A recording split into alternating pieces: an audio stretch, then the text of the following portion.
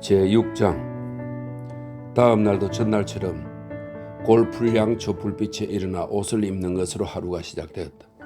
하지만 이날 아침에는 씻는 과정을 생략해야 했다. 물단지에 든 물이 얼어버린 것이다.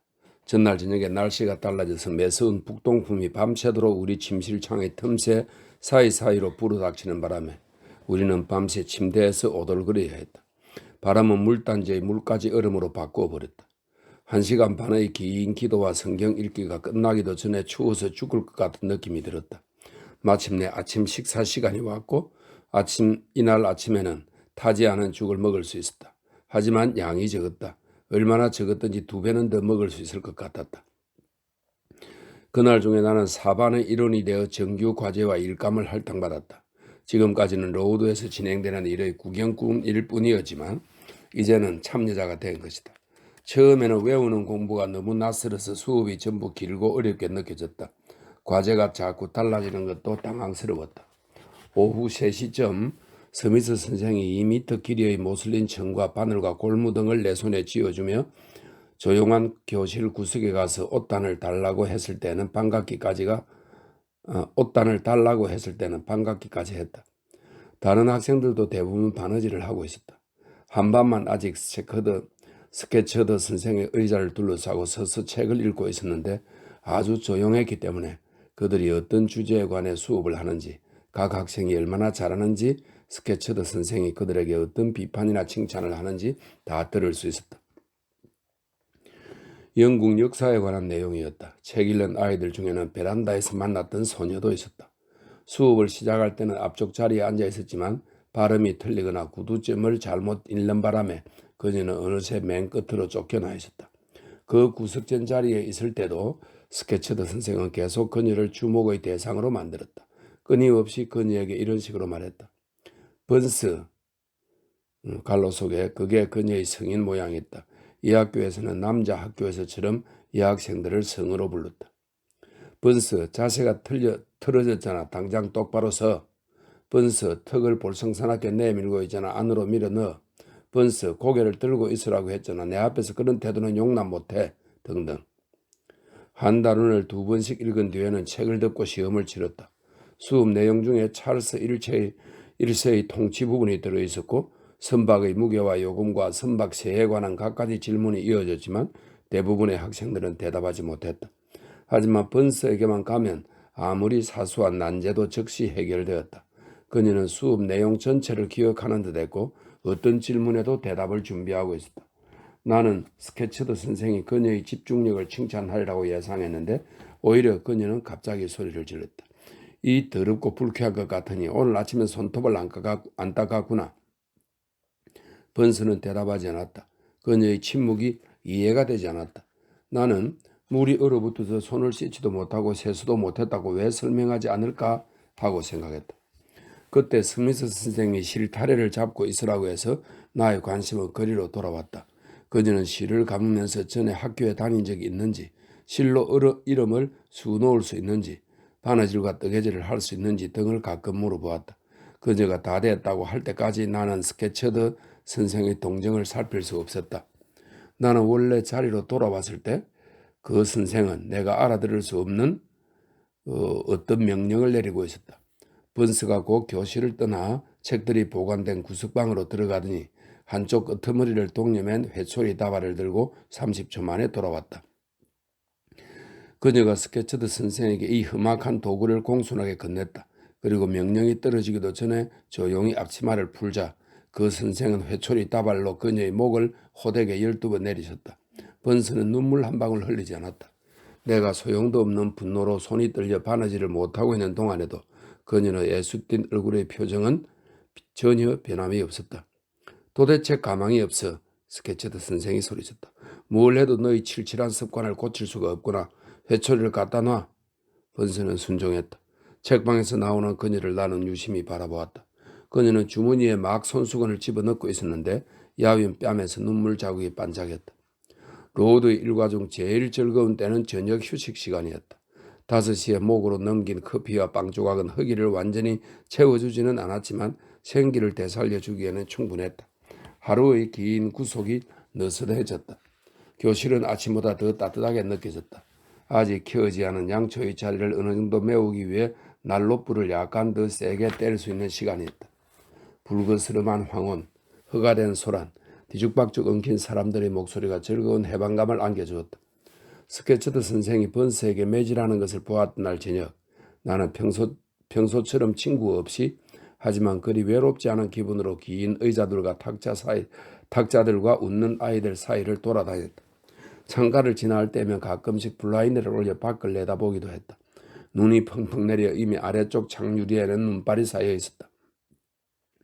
창문 가까이 귀를 대니 실내의 즐거운 소리로부터 바깥에서 신음하는 서글픈 바람 소리를 구별할 수 있었다. 내가 최근에 좋은 집과 다정한 부모 곁을 떠난 거라면 아마 이럴 때 그들과의 헤어짐을 가장 뼈저리게 아쉬워했으리라. 바람이 내 마음을 슬프게 했으리라. 이 어둠침침한 혼란이 나의 평화를 어지럽혔으리라.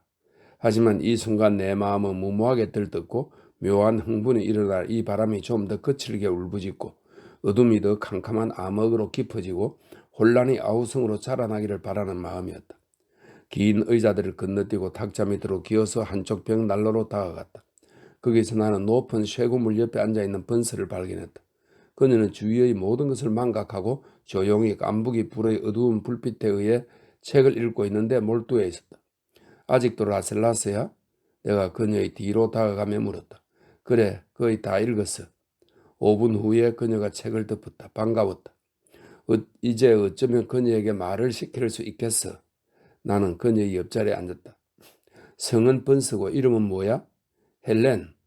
멀리서 왔어? 멀리 북쪽 지방에서. 스코틀랜드 국경 근처. 돌아갈 거야? 그러고 싶어. 하지만 앞날을 누가 알겠어? 로드를 떠나고 싶지? 아니, 내가 왜? 나는 교육을 받으러 로드에 온 거야. 목표를 이룰 때까지 있어야지. 하지만 그 선생, 스케치드 선생이 너무 잔인하잖아? 잔인? 전혀 안 그래. 그분은 엄격하시고 내 단점들을 싫어하실 뿐이야. 내가 그 입장이라면 그 여자를 미워하고 반항할 것 같은데 그 여자가 회초리를 때리면 그 손에서 그걸 빼앗을 거야. 그녀가 보는 앞에서 부르뜨릴 거야. 아마 그렇게는 못할걸? 하지만 만약에 그렇게 한다면 브로클허스트 씨가 학교에서 늘 쫓아낼 거야. 그러면 친척되는 분들이 많이 상심하실 거고 성급한 행동으로 나와 관련된 모든 사람들을 속상하게 하는 것보다는 끈기 있게 혼자서 아픔을 견디는 편이 훨씬 나아. 게다가 성경에는 악을 선으로 갚으라고 씌어 있잖아. 하지만 매를 때리고 사람 가득한 방 한가운데 서 있으라고 하는 건 망신을 주는 거잖아. 이렇게 큰 사람한테 훨씬 어린 나도 못 견딜 것 같아. 그래도 피할 수 없다면 참아야 하는 게 너의 의무야. 운명이 요구하는 일에 참을 수 없다고 말하는 건 나약하고 어리석은 짓이야. 놀라운 말이었다. 나는 네 인내의 교리를 이해할 수 없었다.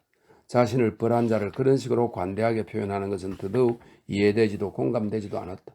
하지만 헬렌 번스가 내 눈에 보이지 않는 어떤 빛으로 사물을 바라보는 것은 분명한 것 같았다.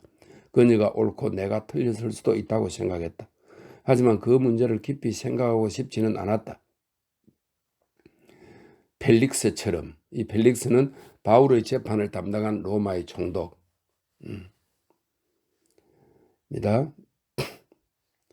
펠릭스처럼 좀 더 형편이 좋을 대로 미루는 게 나을 듯했다. 단점들이 있다고 했지 헬렌? 그게 뭔데? 내가 보기엔 꽤 괜찮은 사람 같거든. 그럼 나의 겉모습만 보고 판단하면 안 된다는 걸 배울 수 있을 거야. 스케치드 선생님 말씀대로 나는 칠칠치가 못해. 물건을 정리하지도 못하고 잘 챙기지도 못해. 조심성도 없어. 규칙을 잘 잊어버려. 학과 공부를 해야 할 때 책을 읽어. 난 체계가 없어. 때로는 너처럼 조직적인 처리에 따르는 걸 견딜 수 없다고 말하지. 이 모든 게 스케치드 선생님을 화나게 하는 거야. 천성적으로 깔끔하고 정확하고 꼼꼼한 분이거든. 잔인하고 화도 잘 내지. 내가 덧붙였다. 하지만 헬렌 번스는 내 말에 수긍하지 않았다. 침묵을 지켰다. 템플 선생님도 스케치드 선생님처럼 모질게 굴어? 템플 선생님의 이름이 나오자 그녀의 엄숙한 얼굴에 부드러운 미소가 스쳤다. 템플 선생님은 아주 좋은 분이야. 누구에게도 엄하게 굴지 않으셔. 이 학교에서 가장 형편없는 학생한테도 나의 실수를 보시면 부드럽게 타이르시지. 내가 칭찬받을 일만 칭찬받을 만한 일을 하면 후하게 보상해 주시고 내가 얼마나 형편없고 결함 많은 인간인지는 그렇게 온유하고 합리적인 분의 충고조차 나의 결점을 치유하지 못한다는 걸 보면 알 수 있어. 그분의 칭찬을 매우 귀하게 여기기는 하지만 그런 칭찬을 받아도 꾸준히 주의를 기울이고 조심성 있게 행동하는 게 잘 안 돼. 이상하네. 조심하는 건 아주 쉬운데. 내가 말했다. 너한테는 분명히 그럴 거야. 오늘 아침에 너가 수업 받는 걸 봤는데 아주 열심히 듣고 있더라. 선생님이 설명하고 질문하는 동안에 생각이 다른 데로 흘러가는 것 같지 않았어. 그런데 나는 자꾸만 다른 생각을 하게 돼. 스케치드 선생의 말을 잘 듣고 모든 말씀에 정신을 집중해야 할 때도 자주 그 목소리를 놓치게 돼. 꿈꾸는 것 같은 상태로 빠져들지. 때로는 내가 있는 곳이 노선블랜드이고 주위에서 들리는 소리가 우리 집 근처의 디프대안을 흐르는 개울 소리인 것 같아. 그러다 내가 대답해야 될 차례가 되었어야 퍼뜩 깨어나지. 꿈속의 개울 소리를 듣느라 수업 내용을 하나도 못 들었으니 대답을 못할 수밖에. 하지만 오늘 오후에는 척척 대답했잖아. 그건 우연이었어. 내가 관심 있어 하는 내용이었거든. 오늘은 디프텐을 꿈꾸는 대신에 옳은 일을 하고자 하는 사람이 어떻게 찰스 1세가 때로 그랬던 것처럼 부당하고 지각 없는 행동을 할 수 있는지 궁금해하고 있었어. 그렇게 성실하고 진지한 사람이 왕위의 특권보다 더 멀리 보지 못했다는 건 정말 안 된 일이야. 내가 좀 더 멀리 내다보거나 시대정신이 향하는 방향을 알았더라면 좋았을 텐데. 그래도 난 찰스 1세가 좋아. 그를 존경하고 동정해. 처형당한 불쌍한 왕. 그래, 그들의 적들은 최악이었어. 그들에겐 피를 뿌릴 권리가 없었어. 어떻게 감히 그를 죽일 수 있느냐 말이야. 헬렌은 이제 혼자 중얼거리고 있었다. 내가 그런 말을 잘 이해하지 못한다는 것을 그녀는 잊고 있었다. 나는 그녀에게 내 수준을 일깨워 주었다. 템플 선생님이 가르칠 때도 집중이 안 돼? 물론 아니지. 자주 그렇지는 않아. 템플 선생님은 보통 내가 생각하는 것보다 더 새로운 것들을 말씀해 주시거든. 그분의 어법이 나한테 유난히 잘 맞는 데다가 내가 알고 싶었던 걸 알려주시는 경우도 많아. 그럼 템플 선생님한테는 착한 학생인 거야? 그래. 소극적으로는 노력하는 건 아니야. 마음이 이끄는 대로 따라가는 거지. 그런 식으로 착한 건 내세울 게 못 돼. 그렇지 않아. 자기에게 잘해주는 사람한테 착한 거잖아. 나도 꼭 그렇게 되고 싶어. 잔인하고 부당하게 구는 사람한테 항상 순종하고 친절하게 대하면 그 못된 인간들은 죄다 자기 마음대로 하려고 들어. 그들은 절대 겁을 내지 않아. 그러니 달라지지도 않고 점점 더 심해지는 거야. 이유 없이 얻어맞으면 있는 힘을 다해서 대갚아 주어야 돼. 난 그래야 한다고 생각해. 우리를 때린 그 사람이 다시는 그렇게 하지 못하게 본때를 보여줘야 돼. 더 나이가 들면 생각이 달라질 거야. 아직 너는 교육받지 못한 어린아이니까. 하지만 나는 그렇게 생각해, 헬렌. 내가 아무리 마음에 들려고 노력해도 날 계속 싫어하는 사람은 나도 싫어해야 돼. 나를 부당하게 벌하는 사람에게는 저항해야 돼. 그건 나에게 애정을 보여주는 사람을 사랑하거나 받아야 할 벌을 달게 받는 것처럼 자연스러운 일이야. 이교도와 야만족들은 그런 교리를 지키겠지. 하지만 그리스도인과 문명인은 달라. 어떻게? 난 이해가 안 돼. 미움을 가장 잘 이겨내는 방법은 폭력이 아니야. 상처를 가장 잘 아물게 하는 것도 복수가 아니고. 그럼 뭔데? 신약을 읽고 그리스도의 말씀과 그분의 행동을 살펴봐. 그분의 말씀을 규율로 삼고 그분의 행동을 본보기로 삼아. 그분이 뭐라고 말씀하셨는데? 너희 원수를 사랑하라. 너희를 저주하는 자를 위하여 축복하라. 너희를 미워하고 핍박하는 자에게 선을 행하라. 그러면 난 리더 부인을 사랑해야 되는데 그럴 순 없어. 그 여자의 아들 존을 축복해야 되는데 그건 불가능해. 이번에는 헬렌 번스가 나의 설명을 듣고 싶어 했다.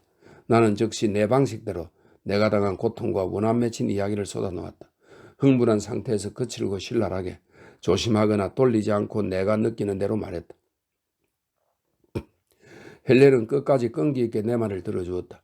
나는 그녀가 한마디 할 거라고 예상했지만 그녀는 아무 말도 하지 않았다. 어때? 리더 부인은 냉혹하고 나쁜 여자지? 내가 성마르게 물었다. 그녀가 너에게 매정했던 건 분명해. 스케치드 선생님이 나를 못마땅해 하시듯 그녀 역시 너의 성격을 싫어했을 거야. 하지만 너는 그녀의 모든 행동과 말을 너무 상세히 기억하고 있어. 그녀의 부당함이 너의 가슴에 유난히 깊은 인상을 남긴 것 같아. 그런 낙인으로 내 감정을 학대할 필요는 없어. 그녀의 모진 행동과 그로 인한 격한 감정들을 잊어버리는 편이 더 행복하지 않을까? 원한을 키우고 또 잘못을 마음에 새기며 보내는 것은 삶이 너무 짧은 것 같아. 우리는 누구든지 흠을 지니고 있고 그럴 수밖에 없어. 하지만 이 썩어갈 육신과 함께 그것들을 다 버리게 되는 날이 곧 올 거야. 이 성가신 육체에서 타락과 죄가 떨어져 나가고 영혼의 불꽃만이 남게 되는 시간이지. 조물주가 창조물에게 영감을 불어넣을 때처럼 순수하게 무형적인 삶과 사고의 본질만이 남을 때가 올 거야. 그건 왔던 곳으로 돌아갈 거야. 어쩌면 다시 인간보다 더 고상한 존재와 소통하게 되겠지. 어쩌면 파리한 인간의 영혼으로부터 하늘의 천사로 밝아지는 영광의 단계를 통과하게 되겠지. 설마 그 반대로 인간에서 악마로 타락하지는 않겠지? 아니야, 그건 확신할 수 없어. 내게는 또 다른 믿음이 있어. 아무도 가르쳐주지 않았고 나도 별로 말한 적 없지만 그 믿음 안에서 기쁨을 얻고 나는 거기에 의지해. 그게 모두에게 희망을 던져주니까. 그건 내세를 휴식으로 만들어주지. 공포도 나락도 아닌 커다란 안식처로. 게다가 이 교의를 통해 나는 죄인과 그의 죄를 아주 분명하게 구별할 수 있어. 죄는 밉더라도 죄인은 진심으로 용서할 수 있어. 그래서 복수는 결코 내 마음을 괴롭히지 않아. 수치를 당해도 그리 깊이 화나지 않아. 부당함은 나를 심하게 짓뭉개지 못해. 나는 마지막을 바라보며 평온하게 살아. 내내 수그리고 있던 헬렌의 머리가 이 문장을 마치며 밑으로 더 내려갔다. 그녀의 표정에서 나는 그녀와 나와 더 얘기하기보다 자신의 생각과 소통하고 싶어 함을 알았다. 명상할 시간은 그리 길게 주어지지 않았다. 덩치 크고 거친 반장이 나타나 강한 컴블랜드 사투리로 소리쳤다. 헬렌 번서, 당장 가서 너의 서랍을 정리하고 바느질 감을 치워놓지 않으면 스케쳐드 선생님한테 이럴 거야. 상념에서 깨어난 헬렌은 한숨을 내쉬고 일어나 지체 없이 반장의 지시를 따랐다. 제7장 로드에서 보낸 나의 첫 3개월은 한 시대만큼이나 길게 느껴졌다. 황금시대였던 것도 아니다. 새로운 규칙과 익숙지 않은 과제들에 적응해 나가는 어려움과 지겨운 투쟁의 연속이었다. 실패에 대한 두려움은 내 몫으로 주어진 신체적 고난보다 더 심하게 나를 괴롭혔다. 신체적 고난도 사소하지는 않았지만 1월, 2월 그리고 3월의 일부가 지나는 동안 길에는 눈이 깊이 쌓였고 눈이 녹은 뒤에도 통행이 거의 불가능해서 우리는 교회에 갈 때를 제외하고 정원 담론으로 나가지 못했다. 하지만 이런 제약 속에서도 매일 정원에 나가 1시간씩을 보내야 했다. 옷은 우리를 혹독한 추위에서 보호해주지 못했다. 장화도 없어서 눈이 구두 속으로 들어와 그 안에서 녹았다. 발은 물론이고 장갑을 끼이지 않은 손도 마비되어 동상에 시달렸다. 동상에 걸려 부어오른 발 때문에 저녁마다 내가 얼마나 미치도록 짜증스러웠는지 생생하게 기억이 난다. 아침에 퉁퉁 붓고 쓰라리고 딱딱해진 발가락들을 구두로 넣을 때의 고통은 또 어떠했던가. 식사량이 적은 것도 괴로웠다. 한참 성장할 나이라 식욕은 왕성한데 허약한 병자가 간신히 생명을 부지할 정도밖에 먹지 못했다. 이로 인해 어린 학생들이 심한 괴로움을 당했다. 굶주린 상급생들이 기회가 있을 때마다 어린 학생들이 식사를 위협하거나 구슬려서 빼앗아갔기 때문이다. 차 마시는 시간에 나의 소중한 흑빵을 2명의 상급생과 나눠 먹어야 했던 적이 한두 번이 아니다. 세 번째 상급생에게 내 커피의 절반을 내주고는 허기로 인해 남몰래 흐르는 눈물과 함께 나머지 커피를 삼킨 적도 있었다. 그 겨울의 일요일은 황량하기 짝이 없었다. 우리는 우리의 후원자가 집전하는 브로컬 브릿지 교회까지 3km를 걸어가야 했다. 부들부들 떨면서 출발하여 더욱 와들와들 떨면서 교회에 도착했다. 오전 예배 시간이면 우리의 몸은 거의 마비되었다. 식사하러 돌아가기에는 너무 먼 거리라서 예배 사이에 쉬는 시간에 평소처럼 인색한 양의 차가운 고기와 빵이 배분되었다. 오후 예배가 끝나면 우리는 비바람에 노출된 언덕길로 되돌아왔다.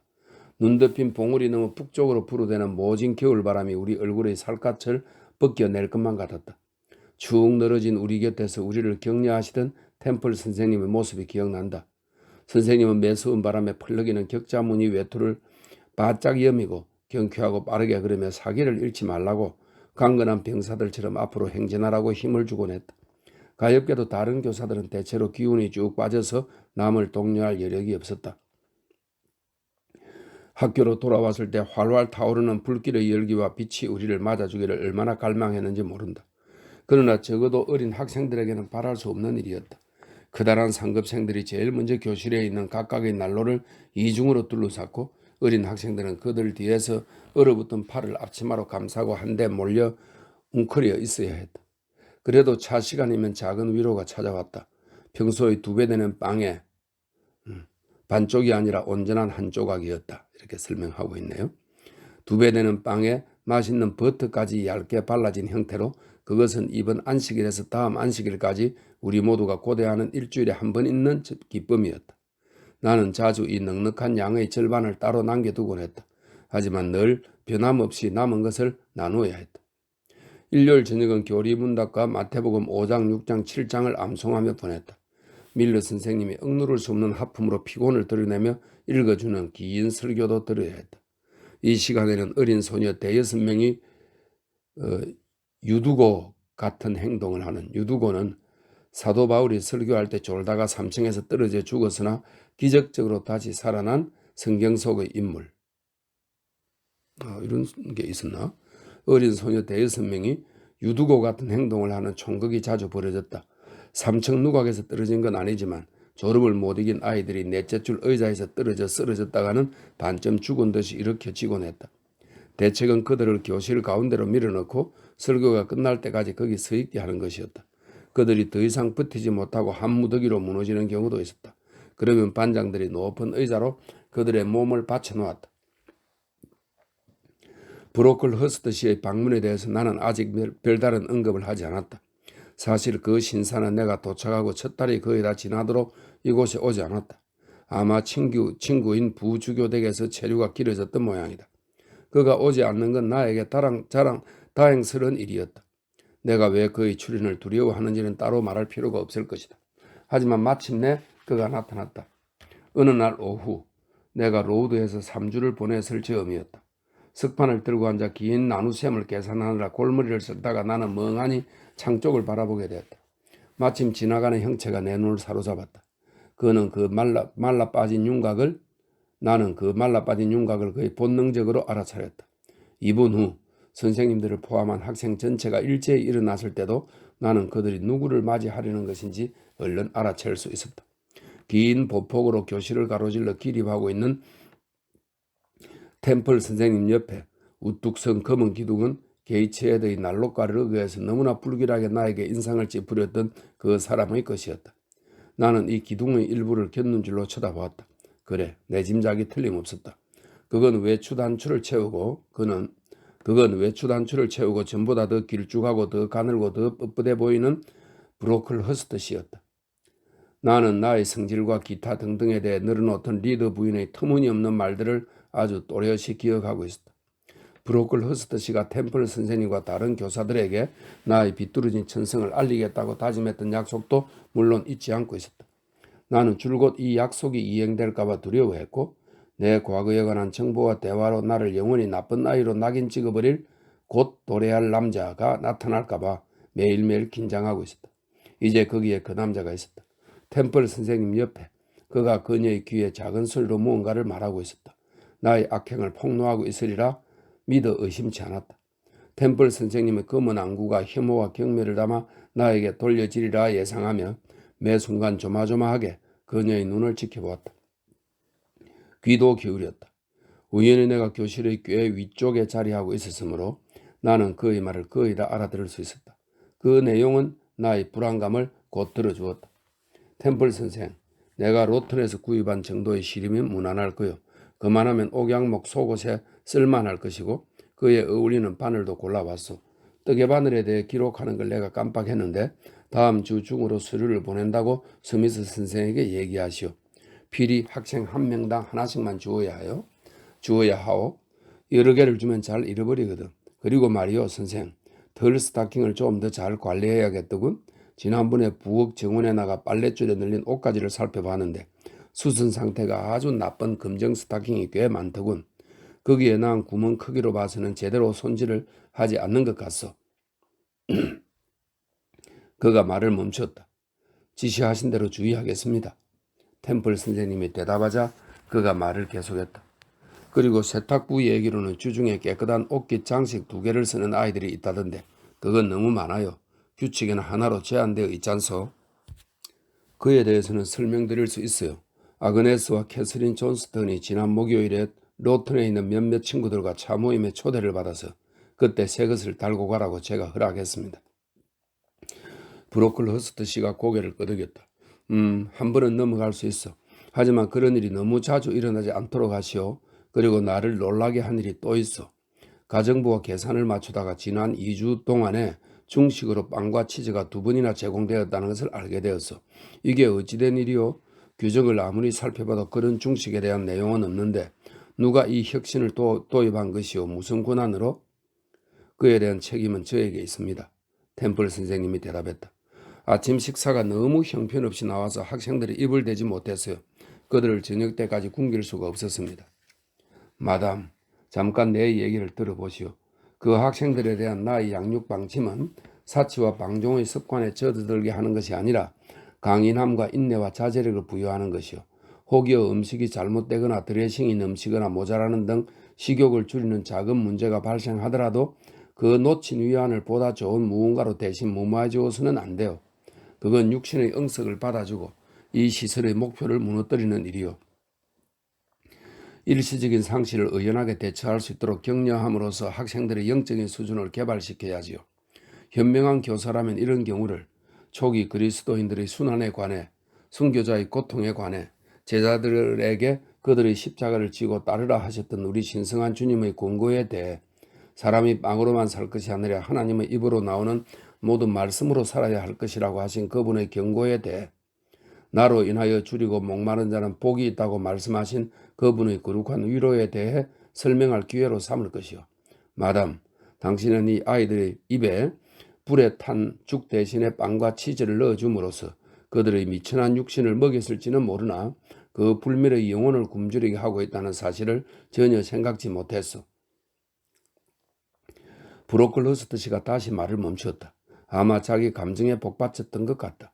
그가 얘기를 시작했을 때만 해도 템플 선생님은 시선을 내리고 있었다. 하지만 이제는 앞을 똑바로 응시했고 평소에도 대리석처럼 창백했던 얼굴에 차가움과 부동성마저 더해진 듯했다. 특히 그녀의 입은 조각가에 끌로나 벌릴 수 있을 만큼 꼭 다물어졌고 이마는 차츰 엄격하게 굳어졌다. 그 사이 블로클 허스트 씨는 뒷짐을 지고 난로가에 서서 위험 있게 전체 학생을 살펴보았다. 갑자기 눈부신 무언가 아니면 충격적인 무언가를 본 것처럼 그가 눈을 깜빡였다. 그러더니 고개를 돌려 지금까지 어조보다 더 빠르게 말했다. 템플 선생, 저 곱슬머리 여자애는 뭐지? 곱슬곱슬 온통 구불거리는 저 빨간 머리는 뭐요? 그가 손을 떨면서 지팡이를 뻗어 그 끔찍한 대상을 가리켰다. 줄리아 셰번이에요. 템플 선생님이 조용하게 대답했다. 줄리아 셰번이라고? 그런데 그녀가 왜? 아니 누구든 상관없어. 곱슬머리가 왜 있지? 어째서 이 학교의 모든 교훈과 원칙을 어기고 복음주의적인 자선시설인 여기서 저런 곱슬머리로 세속을 따르고 있느냐 말이요. 줄리아는 선천적으로 곱슬머리예요. 템플 선생님이 더 낮은 목소리로 대꾸했다. 선천적으로? 그래. 하지만 우리는 자연의 틀에 순응하지 않소. 나는 이 아이들이 은혜로운 아이들이 되기를 바라오. 그런데 저 치렁치렁한 머리가 웬 말이요? 단정하고 정숙하고 평범하게 머리를 정리하라고 누누이 일렀지 않소, 템플 선생. 저 아이의 머리카락을 완전히 잘라내시오. 내일 이발사를 보내겠소. 그러고 보니 다른 아이들도 쓸데없이 너무 많이 길렀군. 저기 큰 학생 돌아서 보라고 하시오. 상급반 전체를 일으켜서 벽으로 돌아서게 하시오. 템플 선생님이 무의식적으로 뒤틀리는 입술의 움직임을 가리려는 듯 입에 손수건을 댔다. 하지만 그녀는 명령을 내렸고 상급반 학생들은 그들에게 요구되는 바를 알아차리고 순종했다. 내가 의자에서 뒤로 약간 몸을 기울여 보니 그들의 눈초리와 찌푸린 얼굴이 이 조치에 대한 불만을 표시하고 있었다. 블로클 허스트 씨가 그걸 보지 못한 게 유감이었다. 어쩌면 그도 잔과 대접의 표면에는 무슨 짓을 할 수 있을지라도 속까지 자기 힘으로 좌지할 수는 없다는 걸 느꼈을지도 모른다. 그는 5분 정도 이 살아있는 메달들의 뒷모습을 꼼꼼히 뜯어보고 나서 판결을 내렸다. 그의 말이 운명의 종소리처럼 울렸다. 묶은 머리를 전부 잘라내시오. 템플 선생님이 이 일을 제기하려 하자 그가 말을 이었다. 마담, 내가 섬기는 분의 왕국은 이 세상이 아니오. 나의 사명은 이런 소녀들에게서 육신의 갈망을 억제시키는 것이오. 따은 머리와 호사스런 옷이 아니라 부끄러움과 절제의 옷을 걸치도록 가르치는 것이 나의 할 일이요. 우리 앞에 있는 젊은이들의 따은 머리는 허영이 엮어낸 것이요. 다시 말하지만 이건 다 잘라내야 하오. 그로 인해서 낭비되는 시간을 생각하시오. 브로클 허스트 씨의 말이 여기서 끊겼다. 다른 방문객인 숙녀 3명이 방으로 들어왔기 때문이다. 그들도 조금 더 빨리 와서 그의 훈계를 들었어야 했는데 그들은 모두 벨벳과 비단과 모피로 화려하게 차려입고 있었다. 젊은 2명은 관로에 17과 19살의 고운 소녀들 이렇게 되어 있네요. 젊은 2명은 당시에 유행하던 타조털이 달린 회색 비브 모자를 썼고 이 우아한 머리 덮개의 챙 아래로 정교하게 구불거리는 머리가 풍성하게 치렁거렸다. 나이든 여자는 흰 단비틀로 테를 두른 고급 벨벳 쇼를 감고 프랑스제 곱슬머리 가발로 앞머리를 장식했다. 이 숙녀들은 브로클러스트 부인과 영예들로서 템플 선생님의 공손한 영접을 받으며 교실 위쪽의 명예석으로 안내되었다. 그들은 성직자 남편 혹은 아버지와 같이 마차를 타고 와서 그가 가정부와 업무를 처리하고 세탁부에게 질문하고 교장에게 훈계하는 동안 위층방들을 샅샅이 조사하고 다녔던 모양이다. 이제 그들은 기숙사 감독과 리넨 제품의 관리를 맡고 있는 스미스 선생에게 여러 가지 의견과 잔소리를 늘어놓기 시작했다. 하지만 나는 그들의 말을 듣고 있을 시간이 없었다. 곧이어 발생한 다른 문제가 나의 관심을 붙잡았기 때문이다. 그때까지 나는 브로클 허스트 씨와 템플 선생님의 대화를 주워듣는 동시에 나의 개인적인 안전 확보를 위한 예방 조치에도 만전을 기하고 있었다. 눈에 띄지만 않으면 된다. 이를 위해 나는 의자 뒤로 앉아 계산하느라 바쁜 척하며 석판으로 얼굴을 가리고 있었다. 이 망할 석판이 내 손에서 미끄러지지만 않았던들 사정없이 소리내며 떨어져 단번에 모든 사람의 시선을 나에게로 끌어들이지만 않았던들 들키지 않을 수 있었을 텐데 이제 나는 모든 게 끝장이라는 것을 알았고 쪼개진 석판 2조각을 주우려고 몸을 굽히며 최악의 상황에 대비하여 기력을 끌어모았다. 곧 우려하던 상황이 닥쳤다. 조심성 없기는 브로클 허스트 씨가 곧바로 말을 이었다. 새로 들어온 그 학생이로군. 내가 숨 돌릴 기회도 없이 그가 말했다. 저 아이에 관해 말하는 것을 잊으면 안 되지. 나에게는 그 소리가 얼마나 크게 들렸는지 모른다. 석판 깨트린 학생, 앞으로 나와. 나는 내 힘으로 움직일 수 없었다. 몸이 마비되었다. 하지만 내 양쪽에 앉아있던 커다란 학생 둘이 나를 일으켜 그 무서운 심판관 쪽으로 밀었고 다음에 템플 선생님이 부드럽게 그의 바로 앞까지 나를 인도하며 나지막이 속삭였다. 걱정하지 마, 제인. 실수한 거잖아. 벌 받지 않을 거야. 그 다정한 속삭임이 당금처럼 내 심장을 찔렀다. 1분만 있으면 선생님도 나를 위선자라고 경멸하겠지. 그런 확신이 들자 리드와 블로클 허스트 패거리에 대한 분노가 내 맥박 속에 들끓었다. 나는 헬렌 번스가 아니었다. 의자 가져와. 블로클 허스트 씨가 방금 전에 반장이 앉아있던 높은 의자를 가리키며 말했다. 의자가 옮겨졌다. 그 위에 아이를 올려. 알 수 없는 누군가가 나를 거기에 올렸다. 사실 자세한 상황은 기억할 수가 없다. 그저 그들이 나를 브로클 허스트 씨의 코앞까지 들어 올렸고 그가 1m도 안 되는 내 앞에 있었고 각도에 따라 빛깔이 달라지는 주황색과 보라색 비단 외투와 은색 깃털구름이 내 아래 펼쳐져 흔들리고 있는 것을 인식했을 뿐이었다. 브로클 허스트 씨가 헛기침을 했다. 그가 자기 가족을 돌아보며 말했다. 숙녀 여러분, 템플 선생, 여러 교사들, 학생들 모두 이 소녀가 보입니까? 당연한 일이다. 그들이 눈이 달아오른 내 피부에 볼록 렌즈처럼 직행했다. 아직 어린아이처럼 보이지요? 보통 아이의 모습이라고 생각될 겁니다. 자애로우신 하나님은 우리 모두에게 주신 형상을 이 아이에게도 주셨습니다. 어디에도 이 아이의 성질을 드러내는 기형적인 표식은 없습니다. 이 안에 이미 악마의 종과 중개인이 들어있으리라고 누가 생각하겠습니까? 하지만 슬프게도 이것이 사실입니다. 침묵이 흘렀다. 나의 마비된 신경은 이미 차분해지고 있었다. 루비콘 강을 건넜으니 더 이상 피하지 말고 굳건하게 이 시련을 견뎌야 하리라. 검은 대리석 같은 이 성직자가 구슬프게 말을 이었다. 친애하는 학생 여러분, 슬프고 우울한 일입니다. 하나님의 양일 수도 있는 이 아이가 실은 버림받은 양이라는 것을 경고하는 게 나의 의무가 되었으니 말이요. 이 아이는 참된 양떼의 일원이 아니라 틀림없이 불법 침입자이자 이방인이요. 이 아이를 경계하시오. 본을 받으면 안 돼요. 필요하다면 같이 어울리지 말고 같이 놀아주지 말고 대화에 끼어주지도 말아야 합니다. 교사들도 잘 지켜보시오. 이 아이의 움직임을 감시하고 말과 행동을 꼼꼼히 따져보고 몸을 벌해서라도 영혼을 구하시오. 그렇게 해서 구제가 가능하다면 말이지만 왜냐하면 이 말을 하는 나의 혀가 떨리는군. 이렇게 되어 있고 왜냐하면 그리스도의 땅에서 태어난 이 소년은 브라마에게 기도하고 자간나타 앞에 무릎을 꿇는 이교도보다 더 나쁜 거짓말쟁이요. 자간나타는 힌두교의 신입니다. 10분 정도 정적이 이어졌다. 이때쯤 완전히 제정신으로 돌아온 나는 그 사이에 브로클 허스트가 여자들이 일제히 손수건을 꺼내 눈에 대면서 나이 든 여자는 앞뒤로 몸을 흔들고 젊은 여자들은 어쩜 그럴 수가 하고 속삭이는 모습을 관찰했다. 브로클 허스트 씨가 다시 말했다. 나는 그녀의 은인에게서 이 아이에 대해 들었어.